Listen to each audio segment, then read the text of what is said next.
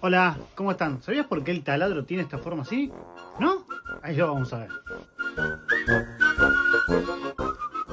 Con esto vamos a simular que es una mecha. Nosotros cuando perforamos, comúnmente agarramos el taladro así y perforamos. Cuando hacemos fuerza, fíjense cómo se dobla. ¿Ven cómo se dobla? Eso porque estamos haciendo la fuerza curva.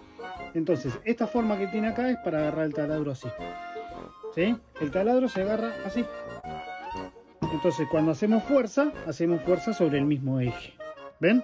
Que no se dobla, porque estamos haciendo fuerza sobre el mismo eje de la mecha. Mira, por más antiguo que sea tu taladro, siempre va a tener la misma forma.